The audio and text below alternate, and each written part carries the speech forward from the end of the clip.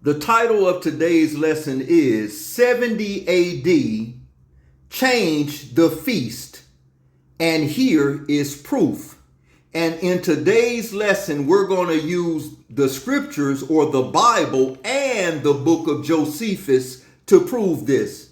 Did you know the feast days of Yahuwah, Passover and unleavened bread is what we'll be predominantly dealing with today, was never meant to be kept anywhere we choose. The scripture says it had to be a place, a time, and a location. So the question is, what happened after 70 AD and the destruction of the temple? Because after 70 AD in the New Testament, the Bible goes silent on the participation of the feast days. Why do people today claim to keep these feasts when the Most High Yahuwah said they could only be kept in the land? Today, we are going to prove throughout the Torah and the prophecies and history that something changed, and it is deeper than most people realize. In the book of Flavius Josephus, The War of the Jews, book 6, chapters 4 through 6, it mentions and it chronicles the destruction of Jerusalem in 70 AD when the temple was burned down by the Romans and the Israelites fled the land of Israel into Africa, fleeing Roman persecution, and they went into slavery shortly after that. So the original celebration of Passover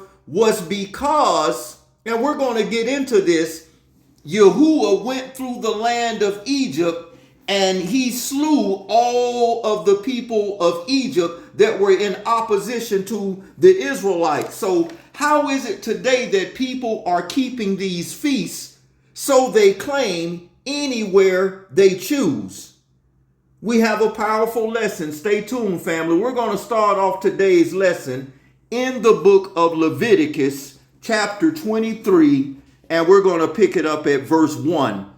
Let me open up my scriptures. Go ahead, Leviticus chapter 23, and we're going to read verses 1 through 9. Take your time with it. Read, please. Leviticus chapter 23, verse 1. And Yahuwah spake unto Moshe, saying, Speak unto the children of Yisrael, and say unto them. Speak up a little bit, please. Leviticus chapter 23, verse 1. And Yahuwah spake unto Moshe, saying, Speak unto the children of Yisrael, and say unto them, concerning the feast of Yahuwah, which you shall proclaim to be Kodesh convocations, even these are my feasts. 6 days shall work be done, but the seventh day is the Sabbath of rest, a Kodesh convocation. You shall do no work therein. It is the Sabbath of Yahuwah in all your dwellings. These are the feasts of Yahuwah, even Kodesh convocations, which you shall proclaim in their seasons. In the 14th day of the first month at even is Yahuwah's Passover. Now, in the 14th day of the first month at even is what? Yahuwah's feast days. Is Yahuwah's feast day, is his Passover, verse 6. And on the 15th day of the same month is the feast of unleavened bread unto Yahuwah. 7 days you must eat unleavened bread. Read on, we're going to verse 9, please. In the first day you should have a Kodesh convocation. You should do no civil work therein, but you shall offer an offering made by fire unto Yahuwah 7 days. And the seventh day is an holy convocation. You should do no servile work therein. And Yahuwah spake unto Moshe, saying. So let us go and deal with what took place and how this Passover came about. Let's go to the book of Shemot or Exodus, chapter 1, please. We want Exodus chapter 1, and we're going to read verses 1 through 22. Laying a little foundation how the Passover came about. Shemot 1 and 1. Now these. Exodus chapter 1, verse 1. Now these are the names of the children of Israel, which came into Egypt. Every man in his household came with Jacob: Reuben, Simeon, Levi, Yehuda, Issachar, Zebulun, and Benjamin, Dan, Naphtali, Gad, and Asher. And all the souls that came out of the loins of Jacob were 70 souls, for Joseph was in Egypt already. For Joseph was in Egypt already, verse 6. And Joseph died, and all his brethren, and all that generation. And the children of Israel were fruitful, and increased abundantly, and multiplied, and waxed exceeding mighty, and the land was filled with them. Verse 8. Now there arose up a new king over Egypt, which knew not Joseph. And he said unto his people, Behold, the people of the children of Israel are more and mightier than we. Come on. Come on. Let us deal wisely with them, lest they multiply. And it come to pass that, when there falleth out any war, they join also unto our enemies, and fight against us, and so get them up out of the land. Listen, you know what's so powerful about verse 10, family? Because as it was in the beginning, so shall it be in the end.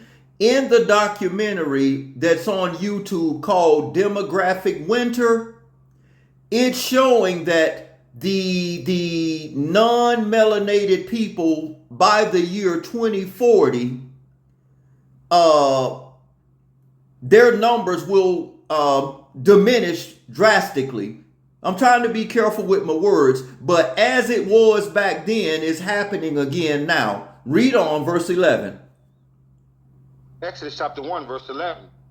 Therefore they did set over them taskmasters to afflict them with their burdens. And they built for Pharaoh treasure cities, Pithom and Ramses. But the more they afflicted them, the more they multiplied and grew. And they were grieved because of the children of Israel. And the Egyptians made the children of Israel to serve with rigor. And they made their lives bitter with hard bondage, in mortar, and in brick, and in all manner of service in the field. All their service wherein they made them serve was with rigor. And the king of Egypt spake to the Hebrew midwives, of which the name of the one was Shiphrah, and the name of the other Puah. And he said, when you do the office of a midwife to the Hebrew woman, and see them upon the stools, if it be a son, then you should kill him. But if it be a daughter, then she shall live. But the midwives feared Yahuwah, and did not as the king of Egypt commanded them, but saved the man children alive. And the king of Egypt called for the midwives and said unto them, why have you done this thing, and have saved the man children alive?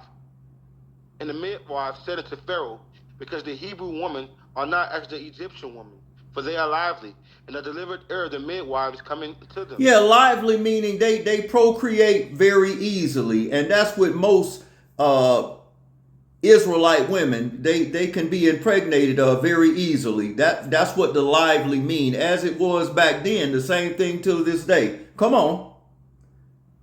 Verse 20. Therefore Yahuwah dwelt well with the midwives, and the people multiplied and waxed very mighty. And it came to pass, because the midwives feared Yahuwah, that he made them houses. And Pharaoh charged all his people, saying, every son that is born you should cast into the river, and every daughter you shall save alive. And every daughter you shall save alive. Let us, still in the book of Exodus, family, chapter 5. I'm going to run these down really quick. So Exodus chapter 5, verse 6 through 9. Listen, and Pharaoh commanded the same day the taskmasters of the people and their officers, saying, ye shall no more give the people straw to make brick, as hereto let them go and gather the straw for themselves, and the tail of the brick which they did make hereto, ye shall lay upon them, ye shall not diminish aught thereof, for they be idle. Therefore they cry, saying, let us go and sacrifice to our Elohim. Let their more work be laid upon the men, that they may labor therein, and let not their regard, and let them not regard vain words. So they were asking to be let go, and they were crying so they could go do sacrifice to Yahuwah. But the more they petitioned to Pharaoh and the Egyptians to be let go, the more labor and work was put upon the Israelites. Still in the book of Shemot, or Exodus chapter 8, verse 1. And Yahuwah spake to Moses, or Moshe, go unto Pharaoh and say unto him, thus saith Yahuwah, let my people go, that they may serve me. And if thou refuse to let them go, behold, I will smite all thy borders with frogs, and the river shall bring forth frogs abundantly, which shall go up and come into thine house, and into thy bedchamber, and upon thy bed, and into the house of thy servants, and upon thy people, and into all thy ovens, and thy kneading doughs. And frogs shall come up both on thee, and upon the people, and upon all the servants. And Yahuwah spake unto Moshe, saying unto Aharon, stretch forth thine hand with thy rod over the streams, over the rivers, and over the ponds, and cause frogs to come up upon the land and of the river. And Aharon stretched out his hand over the waters of Mitzrayim, or Egypt, and the frogs came up and covered the land of Egypt. And the magicians did so with their enchantments, and brought up frogs upon the land of Egypt. Then Pharaoh called for Moshe and Aharon and said, entreat Yahuwah that he may take away the frogs from me and from my people, and I will let the people go, that they may do what? Sacrifice unto Yahuwah.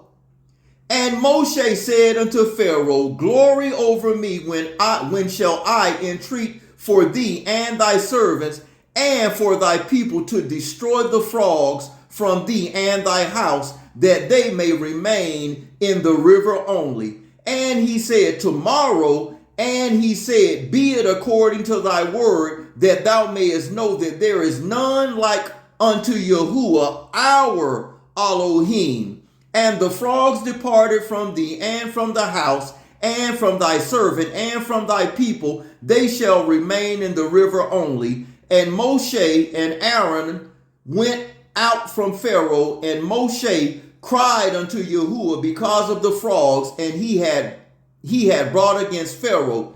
And Yahuwah did according to the words of Moshe, and the frogs died out of the houses of the villages and out of the fields, and they gathered them together upon heaps, and the land stank.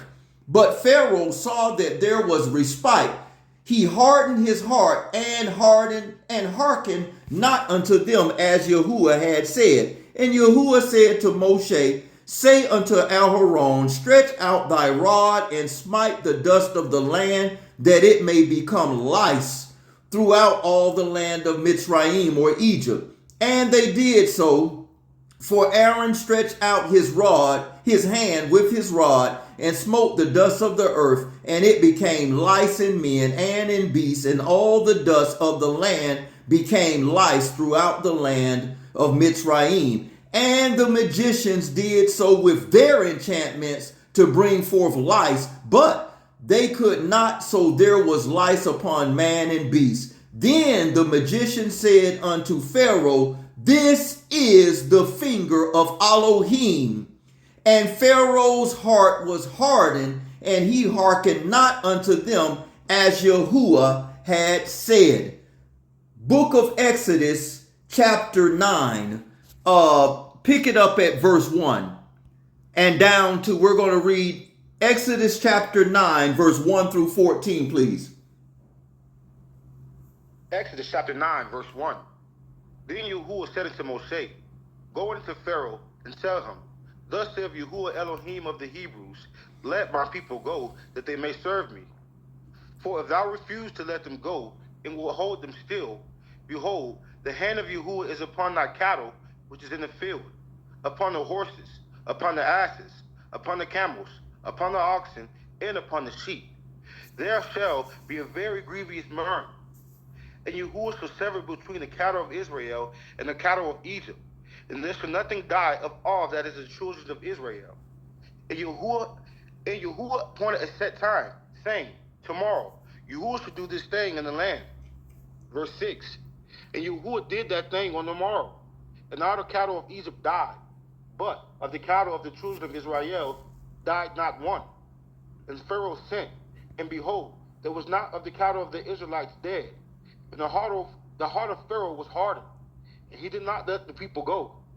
And Yahuwah said unto Moshe and unto Aaron, take to you handfuls of ashes of the furnace, and let Moshe sprinkle it toward the heaven in the sight of Pharaoh.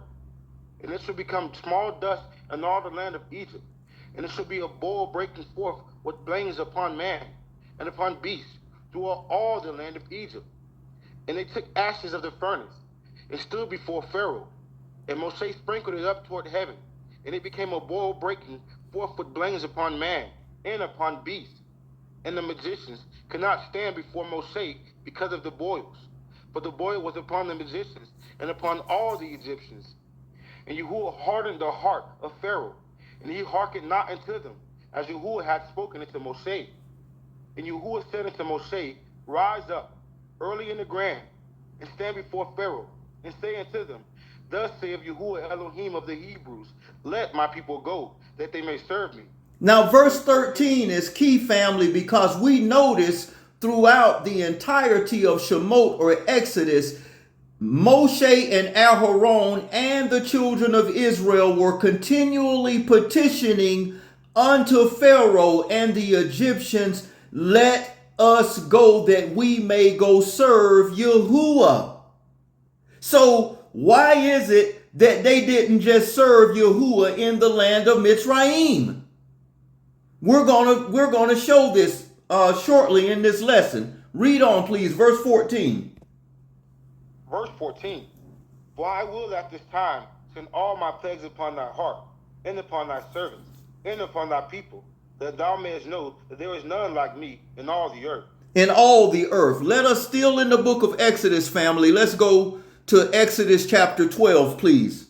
We're going to pick it up at verse 1. Exodus chapter 12, verse 1. And Yahuwah spake unto Moshe and Aharon in the land of Mitzrayim, saying, this month shall be unto you the beginning of the months. It shall be the first month of the year unto you, which is April. Abib. Speak unto the children of speak unto all the congregation of Yisrael, saying, in the 10th day of this month they shall take them every man a lamb according to the house of their fathers, a lamb for an house. If the household be too little for the lamb, let him and his neighbor next unto his house take it according to the number of souls. Every man according to his eating shall make your count for the lamb. Read verse 5 down to verse 40. Family, let me get me a little water. Verse 5 to 40. Continue reading, please. Verse 5. Your lamb shall be without blemish, a male of the first year. You should take it out from the sheep or from the goats. And ye shall keep it up until the 14th day of the same month. And the whole assembly of the congregation of Israel shall kill it in the evening. And they shall take of the blood, and strike it on the two side posts, and on the upper doorposts of the houses, wherein they shall eat it. And they shall eat the flesh in that night, roast with fire, and unleavened bread, and with bitter herbs they shall eat it. Eat not of it raw, nor sodden at all with water, but roast with fire, his head with his legs, and with the purtenance thereof. And you shall let nothing of it remain until the grand rising, and that which remaineth of it until the grand rising you shall burn with fire. And thus shall you eat it, with your loins girded, your shoes on your feet, and your staff in your hand, and you shall eat it in haste.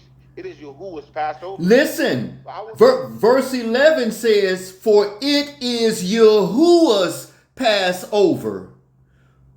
For I will pass through the land of Mitzrayim or Egypt this night, and will smite all the firstborn in the land of Egypt, both man and beast, and against all the Elohims of Egypt I will execute judgment. I am Yahuwah.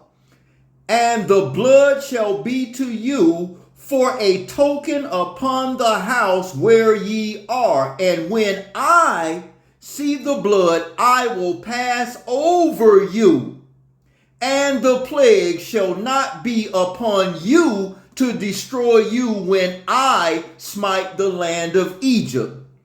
And this day shall be unto you for a what? A memorial, and ye shall keep it a feast to Yahuwah throughout your generations. Ye shall keep it a feast by ordinances forever. 7 days shall ye eat unleavened bread. Even the first day ye shall put away leaven out of your houses. For whosoever eateth leavened bread from the first day unto the 7th day, that soul shall be cut off from Israel. And in the first day there shall be a kwadosh, or set apart gathering, and in the 7th day there shall be a set apart gathering unto you. No manner of work shall be done in them, save that which every man must eat, that only may be done of you. And ye shall observe the feast of unleavened bread, for in this same self day have I brought your armies out of the land of Egypt. Therefore shall ye observe this day in your generations by an ordinance forever. In the first month, on the 14th day of the month at even, ye shall eat unleavened bread until the 21st day of the month at even. 7 days shall there be no leaven found in your houses, for whosoever eateth that which is leavened, even that soul shall be cut off from the congregation of Israel, whether he be a stranger or born in the land. Ye shall eat nothing leavened. In all your habitations shall ye eat unleavened bread. Then Moshe called for all the elders of Yisrael and said unto them, draw out and take you a lamb according to your families, and slay the Passover. And ye shall take a bunch of hyssop. Hyssop is a powerful herb, family, that you can buy at the health food stores right now, and it cleanses and it detoxifies your body. Ye shall take a bunch of hyssop and dip it in the blood that is in the basin, and strike the lintel and the 2 side posts with the blood that is in the basin. And none of you shall go out at the door of his house until the grand rising. We say grand rising, family, when you see the word MORNING, because that means sad. So whenever we see that word, instead of pronouncing that, we say grand rising. For Yahuwah will pass through to smite the Egyptians, and when he seeth the blood upon the lintels and the 2 side posts, Yahuwah will do what? Pass over the door, and he will not suffer the destroyer to come into your houses to smite you. And ye or you shall observe this thing for an ordinance to thee and to thy sons forever. And it shall come to pass when ye come to the what? The land. It shall come to pass when ye come to the land which Yahuwah will give you, according as he hath promised, that ye shall keep this service. Highlight, mark, underline verse 25. When you come to the land, you shall keep this service. Verse 26. And it shall come to pass when your children shall say unto you, what mean by this service? That ye shall say, it is the sacrifice of who? Yahuwah's Passover, who passed over the houses of the children of Israel in Egypt when he smote the Egyptians and delivered our houses, and the people bowed their heads and worshiped. And the children of Yisrael went away and did as Yahuwah had commanded Moshe and Aharon, so did they. And it came to pass that at midnight Yahuwah smote all the firstborn in the land of Egypt, from the firstborn of Pharaoh that sat on his throne unto the firstborn of the captive that was in the dungeon, and all the firstborn of the cattle. And Pharaoh rose up in the night, he and all his servants and all the Egyptians, and there was a great cry in Egypt, for there was not a house where there was not one unalived or dead. And he called for Moshe and Aaron by night and said, Rise up and get you forth from among my people, both ye and the children of Israel, and go serve Yahuwah as you have said. Also take your flocks and your herds as ye have said, and be gone, and Baruch me also. And the Egyptians were urgent upon the people that they might send them out of the land in haste, for they said, We be all dead men. And the people took their dough before it was leavened, their kneading doughs, being bound up in their clothes and upon their shoulders. And the children of Israel did according to the words of Moses, and they borrowed of the Egyptians jewels of silver and jewels of gold and raiment. And Yahuwah gave the people favor in the sight of the Egyptians, so that they lent unto them such things as they required, and they spoiled the Egyptians. And the children of Israel journeyed from Ramesses to Succoth, about 600,000 on foot, that were men besides the children. Listen at verse 38. And a mixed multitude went also with them, and the flocks and the herds, even very much cattle. You think all of the time that the children of Israel was in that land, they didn't mingle? A mixed multitude went up also with them, and they baked unleavened cakes and dough, which they brought forth out of Egypt, for it was not leavened, because they were thrust out of Egypt and could not tarry, neither had they prepared for themselves any victuals. Now, verse 40 is key. Now the sojourning of the children of Israel who dwelt in Egypt was 430 years, is how long they were in Egypt. You see, let us go back, family, to Leviticus 23. And let's look at Leviticus 23. Pick it up at verse 4 and read to verse 7, please. Once again. Well, I got it. Are you there?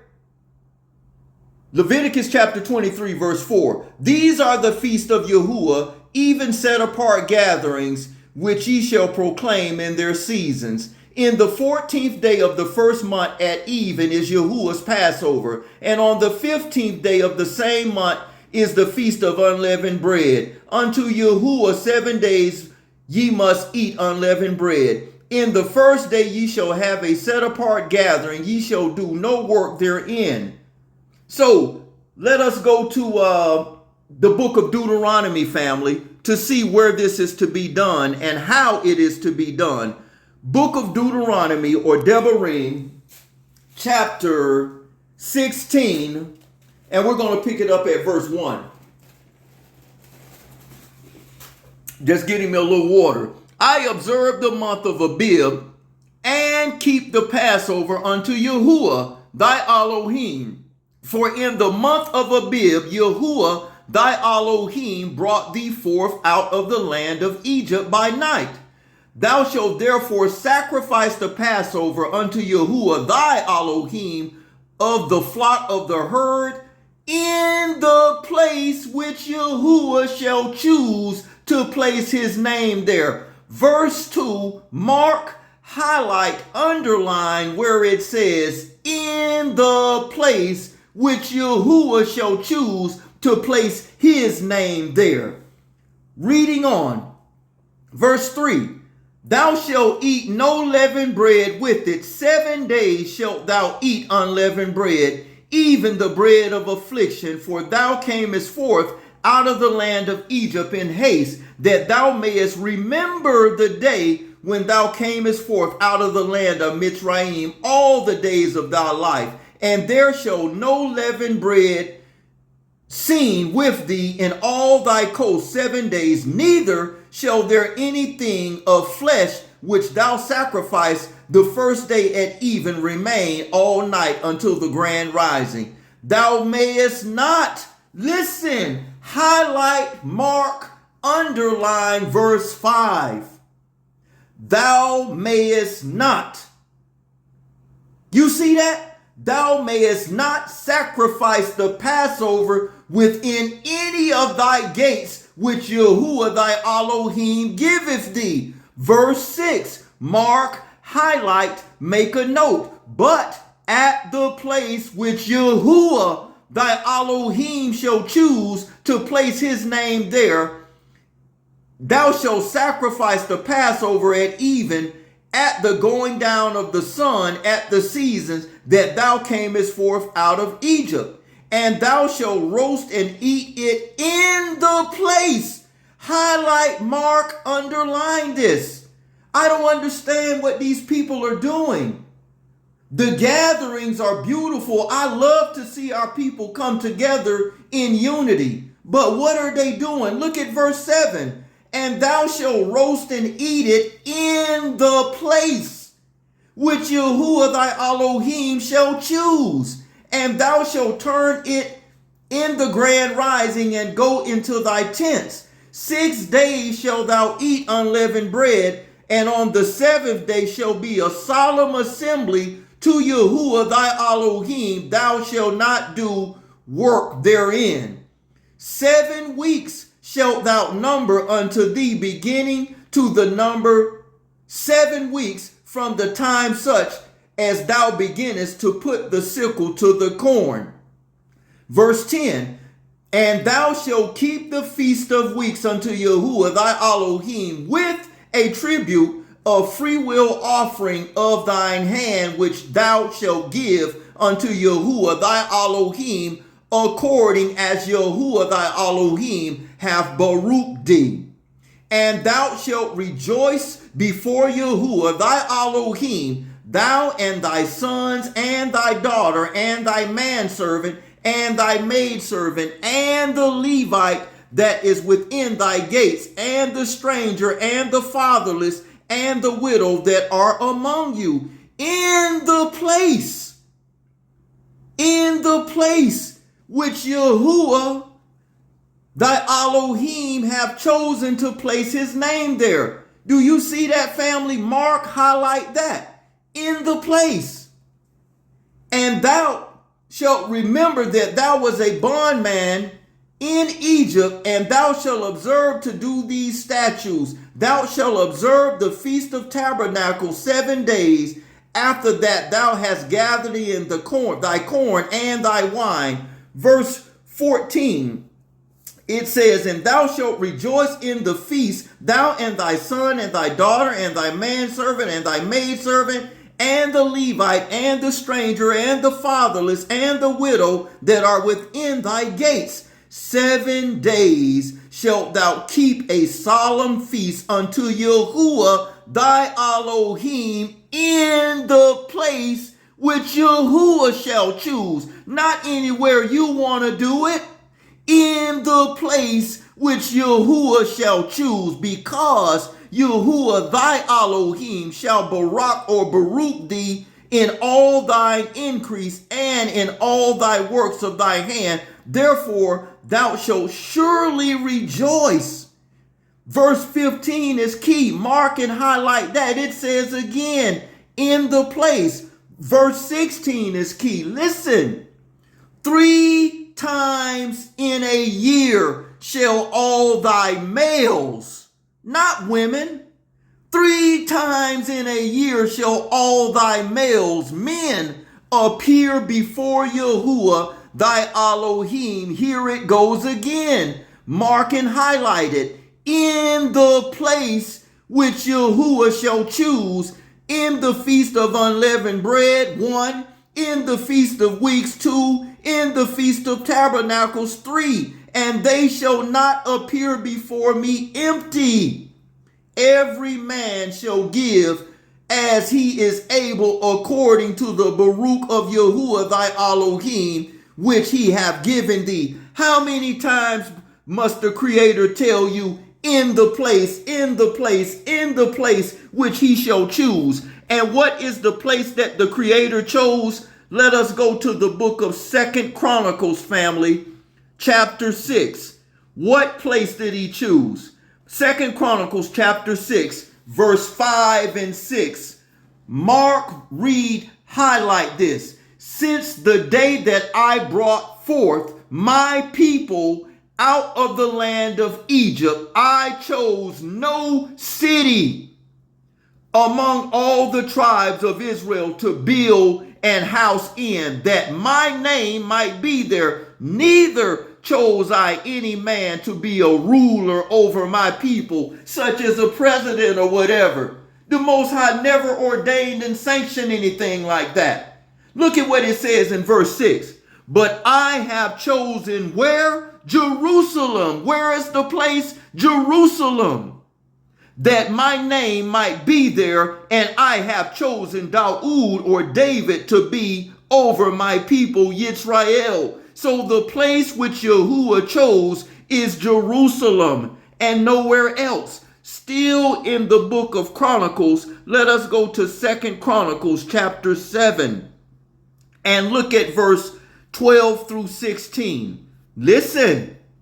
And Yahuwah appeared to Shalomo or Solomon by night and said unto him, I have heard thou Palau, and have chosen this place, which is where? Jerusalem, to place myself for an house of sacrifice. If I shut up Shamayim or heaven that there be no rain, or if I command the locusts to devour the land, or if I send pestilence among my people, if my people, which are called by my name, shall humble themselves and Palau and seek my face and turn from their wicked ways, then will I hear from Shamayim or heaven and will forgive their sins, and I will heal their land. The place was Jerusalem. Now mine eyes shall be open and mine ears shall attend unto the Palau that is made in this place. For now I have chosen and sanctified this house, that my name may be there forever. And mine eyes and my heart shall be there perpetually. So the place that he chose is Jerusalem. And we read, family, earlier, going back in Deuteronomy chapter 16, verse 5, verse 6, verse 8, verse 11, verse 15, verse 16 of Deuteronomy chapter 16 says, in the place that Yahuwah Elohim have chose, which is Jerusalem. So what are these people doing? You can't do it anywhere you want to do it. Book of Deuteronomy chapter 28, verse 68. And Yahuwah shall bring thee unto Mitzrayim again with ships, by the way whereof I spake unto thee, and thou shalt see it no more again, and there ye shall be sold unto your enemies for bondmen and bondwomen, and no man shall buy or redeem. What these people are doing is beautiful, that we come together, but you could not partake of a feast anywhere that you choose, only in the land of Jerusalem. So when you look on the back of your dollar bill, you see a pyramid and a capstone displaying what? Spiritual Egypt. So when they destroyed the temple, the Romans in 70 AD, and the Israelites fled Jerusalem because of the Roman persecution, and they ran into the coast of Africa. That's when the Hamitic Africans and the Romans and the Spaniards captured the children of Israel, and they brought them into slavery. So as it states in Deuteronomy 28:68, you shall go into Egypt again. So the children of Israel are in spiritual Egypt right now. The slave ships went from the coast of Africa, Jerusalem, to the islands of the seas, South Central and North America. And in around the year 1619 in Jamestown, Virginia, one of the slave ships called White Lion landed in Jamestown, Virginia, with some of the first Israelite slaves who were melanated, so-called black people, fulfilling the prophecy of Exodus chapter 15 and the book of Acts chapter 7, verse 6 and 7. Let's get that really quick. Book of Acts chapter 7, verse 6. And Elohim spake on this wise, that his seed should sojourn in a strange land, and that they should bring them into bondage and entreat them evil 400 years. Jamestown, Virginia, slaves landed in America 1619 until the year 2019 was the fulfillment of the 400-year prophecy. Listen, and Elohim spake on this wise, that his seed should sojourn in a strange land, and that they should bring them into bondage and entreat them evil 400 years. And the nation whom they shall be in bondage will I judge, saith Yahuwah Elohim. And after that they shall come forth and serve me in this place. So will the feast days be reinstituted? Yes, but not in this land. These nations have to be judged for what they did to the children of Israel. To the book of Psalms 137. Psalms or Telahim 137. And we're going to pick it up at verse 1. Ladies and gentlemen, oxen and coatees, please listen to this psalm. This is spiritual Egypt that we are in. By the rivers of Babylon, there we sat down, yea, we wept when we remembered Zion, Jerusalem. We hanged our harps upon the willows in the midst thereof, for there they that carried us away captive required of us a song, and they that wasted us required of us myrrh, saying, sing us one of those songs of Zion. How? Who, Father? How shall we sing Yahuwah's song in a strange land? How you celebrating and feasting in a land that's not yours, continually being oppressed by your oppressor, and being subjugated and mistreated, mishandled, stepped on, begging for breadcrumbs, voting in a system that was never designed to benefit you whatsoever. How shall we sing Yahuwah's song in a strange land? If I forget thee, O Jerusalem, let my right hand forget her cunning. If I do not remember thee, let my tongue cleave to the roof of my mouth. If I prefer not Jerusalem above my chief joy. Remember, O Yahuwah, the children of Edom, in the day of Jerusalem, who said, race it, even to the foundations thereof. O daughter of Babylon, which we are in, who art thou to be destroyed? Joyful shall he be that rewardeth thee as thou hast served us. Joyful shall he be that taketh and dashes thy little ones against the stone. What are we doing? In the book of Daniel 7:25, it says, they shall think to change dates and times, which they did. We are in the daughter of Babylon. We are in spiritual Egypt. How you celebrating? How you feasting? You supposed to do it in the land, Jerusalem, where Yahuwah Elohim placed his name. So I don't understand what the people are doing. I really don't. It is sad, family. It's very sad. We covered this last week. In closing, family, in the book of Jubilees, chapter 6, verse 32, and commanded thou the children of Israel that they observe the years according to this reckoning, 364 days. And these will constitute a complete year. Not 365 days like we have now. And according to their testimony, they will not leave out any day, nor distribute any feast, nor disturb any feast.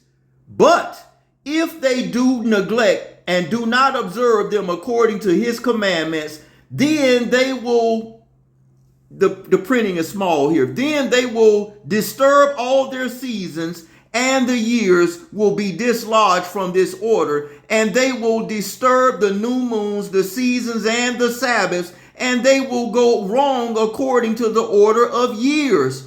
For I know from henceforth will I declare unto you, and it is not of my own devising, lest they forget the covenant and walk according to the feast of the Gentiles, after their error and their ignorance.